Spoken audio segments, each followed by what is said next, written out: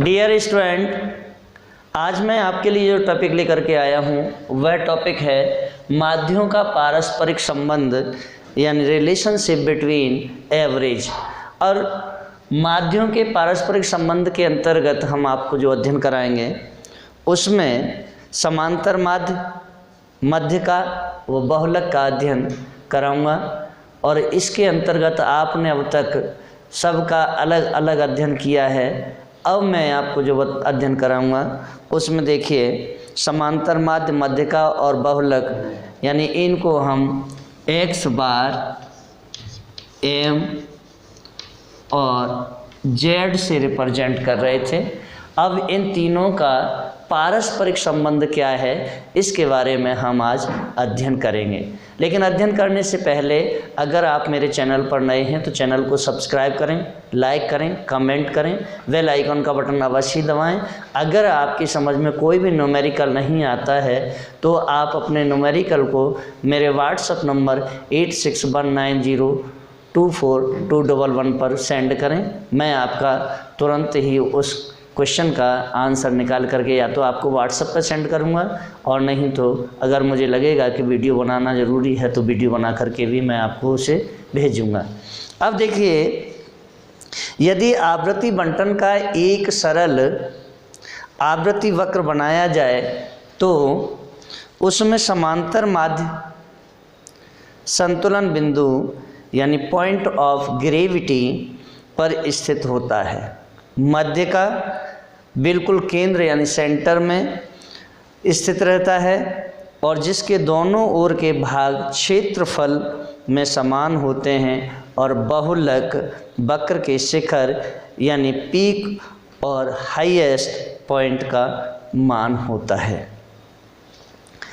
मध्य का माध्य एवं बहुलक का जो संबंध है वह आवृत्ति बंटन की प्रकृति पर निर्भर होता है। आवृत्ति बंटन समाहित हो सकता है या असममित हो सकता है यानी सममित या असममित हो सकता है। और सममित बंटन के अंतर्गत यानी सिमेट्रिकल डिस्ट्रीब्यूशन के अंतर्गत देखिए यानी सममित नंबर 1 सममित बंटन और सममित बंटन के अंतर्गत देखिए इसे हम क्या बोलते हैं, सिमेट्रिकल डिस्ट्रीब्यूशन। अब सिमेट्रिकल डिस्ट्रीब्यूशन के अंतर्गत देखिए किसका अध्ययन करना है, जब आवृत्ति बंटन इस प्रकार का हो कि उसे बिंदु रेखा पर अंकित करने से पूर्व सममित वक्र बन जाए तो सममित बंटन कहलाता है। सममित बंटन की आवृत्ति वक्र में संतुलन बिंदु, केंद्र बिंदु तथा उच्चतम बिंदु का मूल्य एक समान होता है। अतः ऐसे बंटन में माध्य, मध्य का व बहुलक मूल्य बराबर होते हैं। और जैसे कि हम देखिए माध्य, मध्य का और बहुलक तीनों ही मूल्य बराबर होते हैं तो कैसे होते हैं,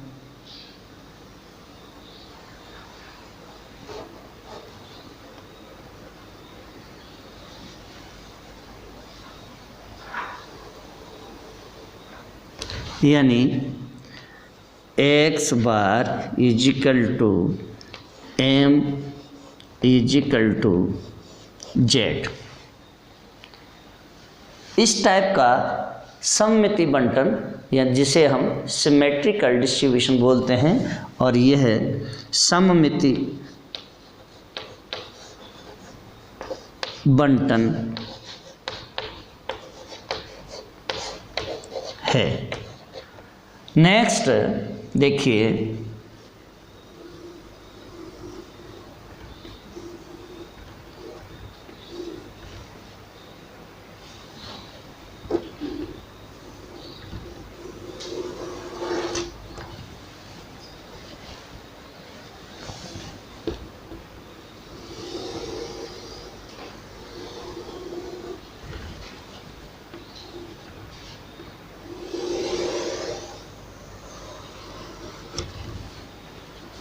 अब इसमें देखिए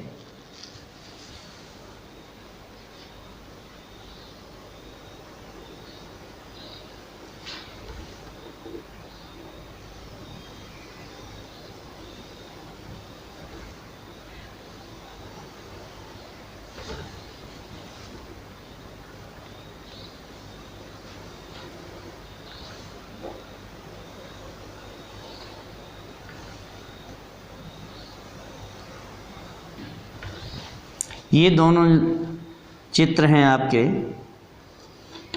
असममित बंटन, और इसे मैंने ए, ये बी और ये सी। अब देखिए ए के अंतर्गत मध्य का यानी समांतर माध्य, मध्य का और बहुलक तीनों ही बराबर होते हैं, तो सममित बंटन के अंतर्गत मध्य का, समांतर माध्य और बहुलक बराबर होते हैं। लेकिन वहीं असममित बंटन के अंतर्गत क्या होता है, तो देखिए असममित बंटन के अंतर्गत जिसे हम एसिमेट्रिकल डिस्ट्रीब्यूशन बोलते हैं, और असममित बंटन के अंतर्गत देखिए जब आवृत्ति बंटन इस प्रकार का हो कि उनका रेखाचित्र घंटाकार या सममित न बने तो वह असममित बंटन कहलाता है। और असममित बंटन के आवृत्ति वक्र में यदि शिखर से आधार रेखा पर एक लंब खींचा जाए तो वक्र को दो बराबर भागों में नहीं बांटता, उसके ऊपर या उसके एक ओर का क्षेत्रफल दूसरे ओर के क्षेत्रफल से अधिक होता है। यदि दाहिनी ओर वाला क्षेत्रफल बाईं ओर वाले भाग के क्षेत्रफल से अधिक है तो रेखा चित्र बी को आप देखें, बी में माध्य का मूल्य सबसे अधिक होता है। माध्य कौन सा है? यह m माध्य का मूल्य सबसे अधिक होता है, उससे कम होता है x बार और उससे कम होता है z का, यानी ये और ये। अब देखिए वापस यहाँ देखते हैं, यहाँ देखिए मध्यिका का मूल्य यानी कम किससे? लेस देन x बार से और लेस देन z। ये स्थितियाँ बनती हैं। अब यहाँ देखें कि जब दाहिनी ओर वाला क्षेत्रफल बाईं ओर वाले क्षेत्रफल से अधिक है तो रेखा चित्र के बी भाग में तो माध्य का मूल्य सबसे अधिक होता है, मध्य का मूल्य उससे कम और बहुलक मूल्य सबसे कम होता है, जो मैंने आपके समक्ष लिखा है। अब देखिए इसके विपरीत यदि बाईं ओर वाले भाग का क्षेत्रफल अधिक होता है तो रेखा चित्र सी में माध्य का मूल्य सबसे कम और मध्यिका का उससे अधिक और माध्य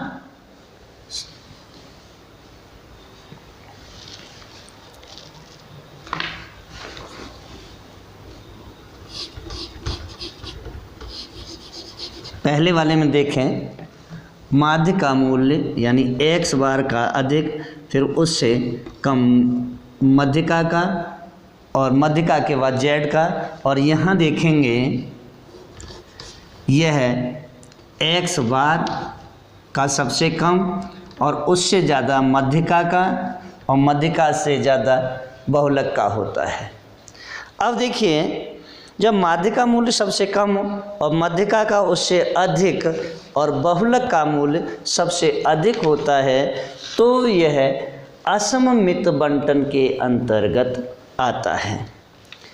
अब देखिए रेखाचित्र बी तथा सी देखने से यह स्पष्ट हो जाता है कि एक साधारण रूप से असममित बंटन में समांतर माध्य और बहुलक का अंतर माध्य व मध्यिका के अंतर का लगभग 3 गुना होता है। इस तथ्य को हम निम्न समीकरण से भी स्पष्ट कर सकते हैं और समीकरण होगा आपका यानी x bar minus z is equal to 3x bar minus m। अब देखिए यह जो समीकरण है, इस समीकरण से और भी हम सूत्र बना सकते हैं। तो यह जो मौलिक सूत्र है, इस मौलिक सूत्र से जिसके आधार पर साधारण रूप से असममित बंटन में x बार m व z में से यानी x बार m व z में से क्या करेंगे, z में से किन्हीं दो माध्यों का मूल्य अगर ज्ञात होने पर तीसरे माध्य का मूल्य अनुमानित किया जा सकता है। अलग अलग माध्य ज्ञात करने के लिए इस आधारभूत सूत्र से निम्न सूत्र बनाए जा सकते हैं। और कौन कौन से सूत्र बनाए जा सकते हैं, तो देखिए इससे जो सूत्र बनाए जाते हैं वह सूत्र बनाया जाता है, पहला सूत्र होता है यानी z अगर हमें निकालना हो तो z इज इक्वल टू क्या होता है, देखिए 3m माइनस 2x बार, पहला सूत्र। सेकंड सूत्र को अगर मुझे बहुलक ज्ञात करना हो तो बहुलक के लिए जो सूत्र लगाएंगे वह z इज इक्वल टू क्या हो जाएगा 3m और माइनस, क्योंकि ये माइनस प्लस वाला है और ये माइनस का है तो माइनस माइनस और प्लस मिलके माइनस होता है, और 2x तो माइनस कर देते हैं, z की वैल्यू निकल के आ जाती है। सेकंड इसका जो सूत्र होता है वह होता है अगर मुझे m की वैल्यू कैलकुलेट करनी हो तो m इज इक्वल टू क्या होता है 1/3 2x bar plus z, 2x bar plus z। अब देखिए यहाँ मैंने बहुलक को ज्ञात किया, यहाँ मैंने मध्यिका को ज्ञात किया। अब हमें अगर x बार की वैल्यू कैलकुलेट करनी हो तो तीसरा सूत्र जो होगा वह होगा x bar is equal to क्या होता है 1/2 और ब्रैकेट में क्या होगा, देखिए 3m माइनस z, क्या होता है 3m माइनस z। अब देखिए ये तीनों ही सूत्र आपको याद होने ज़रूरी हैं क्योंकि इससे संबंधित बहुत सारे क्वेश्चन आते हैं। इसलिए यह माध्यम का पारस्परिक संबंध के अंतर्गत मुझे अध्ययन कराने का केवल एक ही औचित्य है कि इससे संबंधित जितने भी न्यूमेरिकल हैं वह सारे न्यूमेरिकल आपको आने चाहिए और 100% इन न्यूमेरिकलों में से जितने भी न्यूमेरिकल हैं उन न्यूमेरिकल में से कोई ना कोई एक न्यूमेरिकल इस माध्यम के पारस्परिक संबंध के अंतर्गत अवश्य ही आता है। देखिए अब मैं इसके साथ ही एक न्यूमेरिकल आपके समक्ष सॉल्व करूँगा और आपके समझ में आ जाएगा कि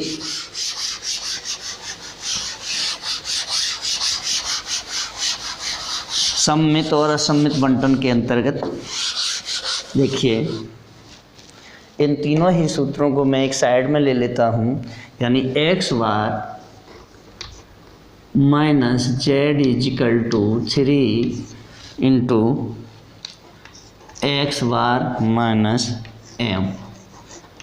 और इससे जो सूत्र बनाया पहला सूत्र है आपका वह है z इज इक्वल टू क्या होता है 3m माइनस 2x बार।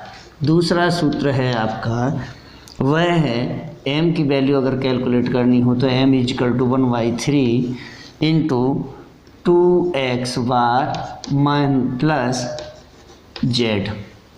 तीसरा सूत्र है इसका अगर मुझे एक्स बार की वैल्यू कैलकुलेट करनी है तो एक्स बार इजिकल टू क्या होता है 1/2 और 3m माइनस जेड। अब मैं इन तीनों ही सूत्रों को हटा लेता हूँ और इसी से संबंधित सारे न्यूमेरिकल मैं आपको कराऊंगा। अब देखिए न्यूमेरिकल है एक सामान्य रूप से असममित बंटन में निम्नलिखित केंद्रीय माप का आकलन कीजिए। क्या? एक सामान्य रूप से असममित बंटन में निम्नलिखित केंद्रीय माप का आकलन कीजिए। तो हमें आकलन किसका करना है? पॉइंट 1 में आकलन करना है किसका? मध्यिका का। यानी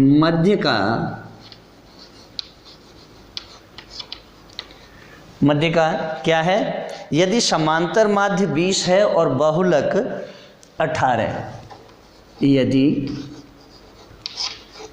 समांतर माध्य की वैल्यू 20 है और बहुलक की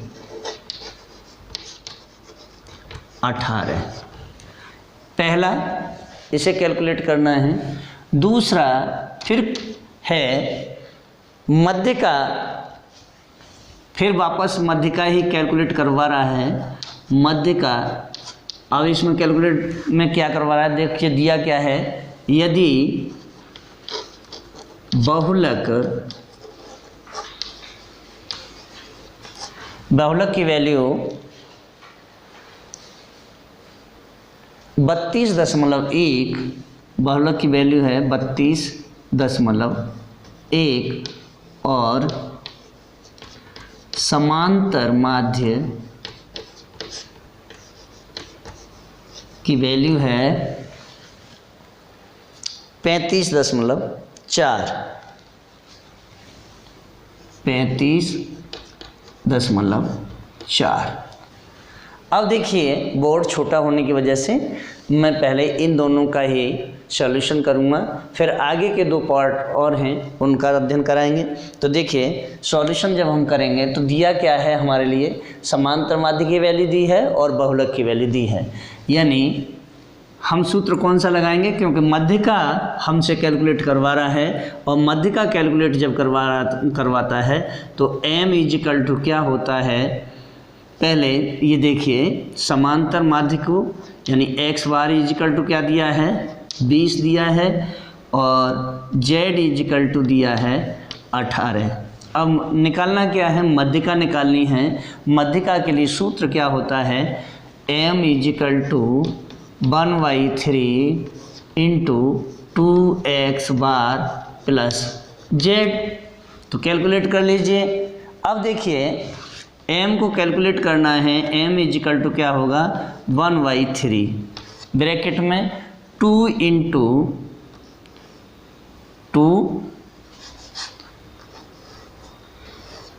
2 इंटू अब x बार की वैल्यू कितनी दी है? 20 दी है। 20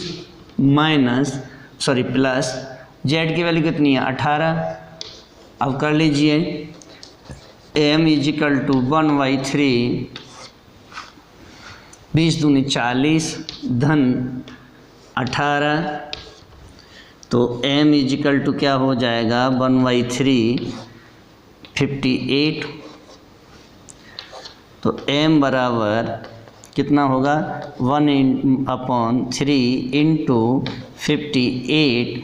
तो ये m इजिकल टू हो जाएगा यानी 58/3 इजिकल टू 3 का भाग दे दीजिए। 3 एकम 3 बचे 2 और 3 नम 27 यानी देखिए 58 में 3 का भाग देंगे। 3 एकम 3 2 बचे 3 नम 27 1 बचा।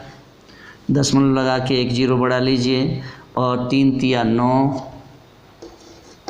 फिर 1 बचा 3 तिया 9 फिर 1 बचा। इसलिए 19.33 ही इसकी वैल्यू आएगी। कितनी आएगी? 19.33। तो ये 0.33।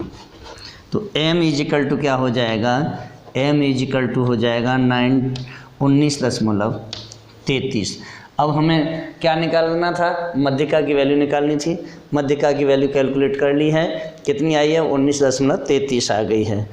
अब देखिए मध्यिका का अनुमानित जो मूल्य है, यानी मध्यिका का अनुमानित मूल्य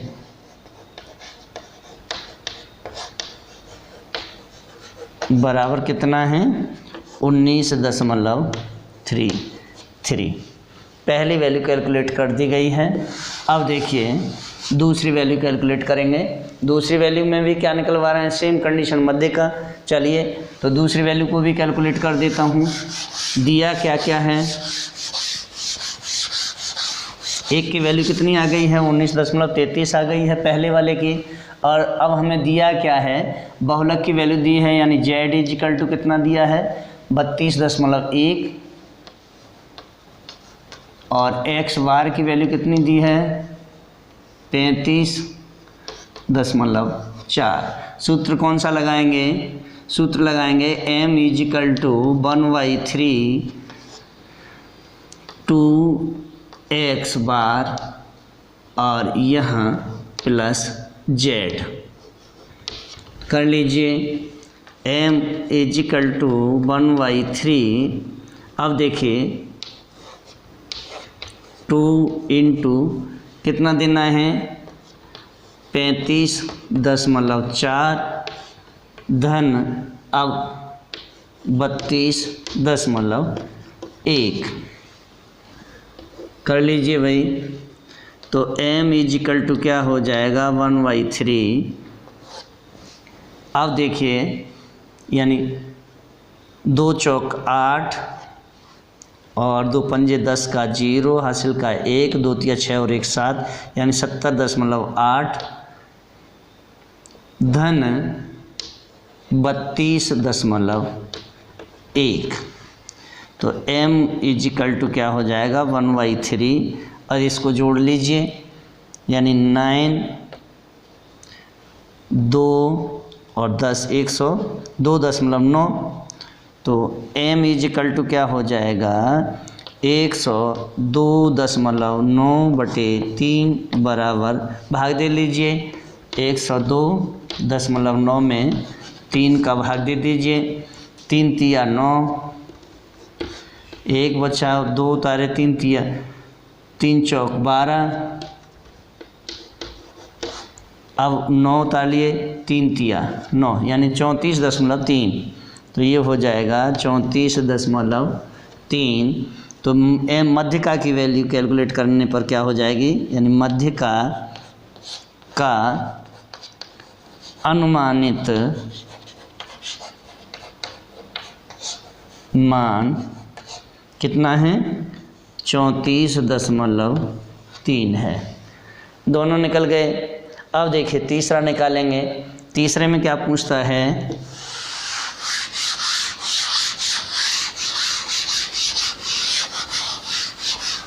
अब तीसरा पॉइंट है उसका, तीसरे में उसने पूछा है क्वेश्चन में, बहुलक यदि समांतर माध्य, क्या निकलवा रहा है वह थर्ड पार्ट में, बहुलक और दिया क्या है, बहुलक में दिया क्या है, समांतर माध्य की वैल्यू दी है, यानी समांतर माध्य बराबर कितना है, 15.6 और मध्यिका का मूल 15.73, मध्यिका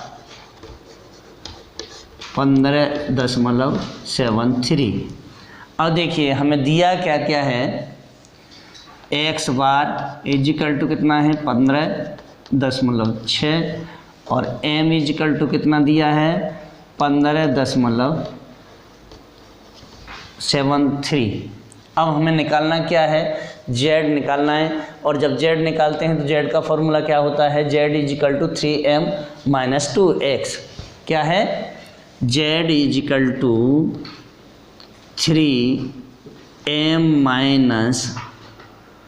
2x बार। तो निकाल लीजिए, दोनों वैल्यू आपको दी हुई हैं। z इजिकल टू क्या हो जाएगा, 3 का गुणा किस में करना है, 15.73 में, और ऋण क्या करना है, 2 गुणा किसका करना है, 15.6 का। कर लीजिए।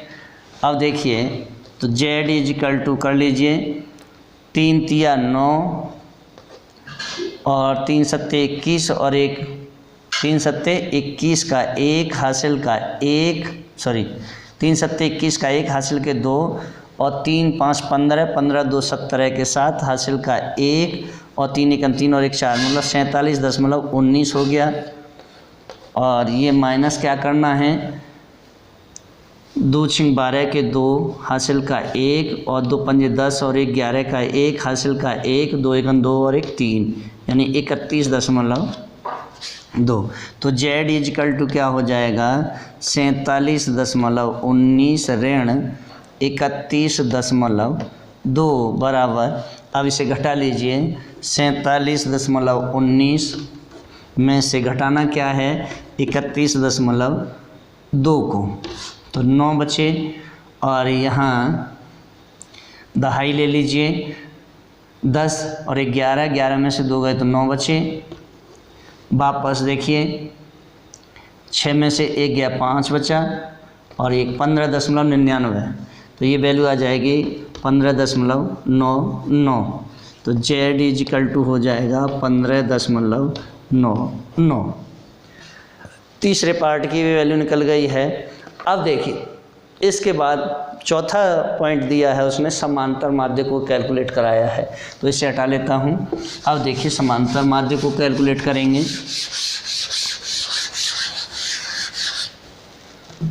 समांतर माध्य, चौथा पॉइंट क्या है, समांतर माध्य। समांतर माध्य, और दिया क्या क्या है, बहुलक दिया है और मध्य का दी है। तो बहुलक की वैल्यू कितनी दी है, बहुलक और मध्य का क्रम से 22 और 21.4 है। क्या क्या है, बहुलक की वैल्यू, यानी बहुलक बराबर क्या है, 22 और मध्य का बराबर है 21.4। तो दिया क्या है, z इजिकल टू 22 और मध्य का इजिकल टू कितना है, 21.4 है। अब देखिए, निकलवा क्या रहा है, x बार की वैल्यू कैलकुलेट करवा रहा है, और जब x बार की वैल्यू कैलकुलेट करवाता है तो x बार इजिकल टू क्या होता है, 1/2 इंटू 3m माइनस z। कर लीजिए, x bar is equal to 1/2 into, अब देखिए 3 गुणा 21.4, कितना दिया है, 21.4, और ऋण z की वैल्यू कितनी है, 22।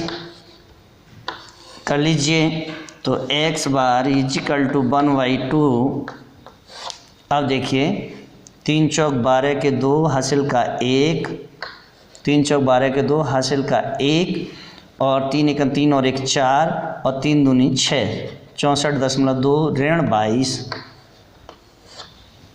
तो x बार इजिकल टू 1/2, अब देखिए घटा लीजिए, 64.2 में से 22 को घटाना है, तो 2 बचे और ये 4 बच गए, यानी 42.2। तो ये हो गया 42.2। तो यहाँ कर लीजिए, x bar is equal to 1/2 into कितना हो जाएगा, 42.2, काट लीजिए, 2 1 10 1, तो ये x बार की वैल्यू हो गई 21.1। ये भी निकल गया। अब देखिए, इस टाइप के क्वेश्चन आपके अक्सर ही आएंगे।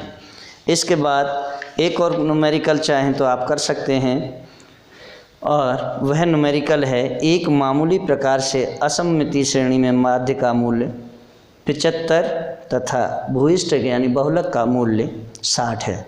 मध्यिका का मूल्य ज्ञात करना है।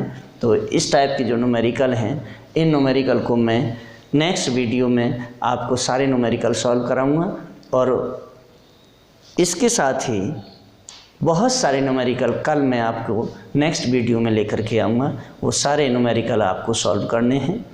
और अगर आप मेरे चैनल पर नए हैं तो चैनल को सब्सक्राइब, लाइक, कमेंट अवश्य ही करें। धन्यवाद।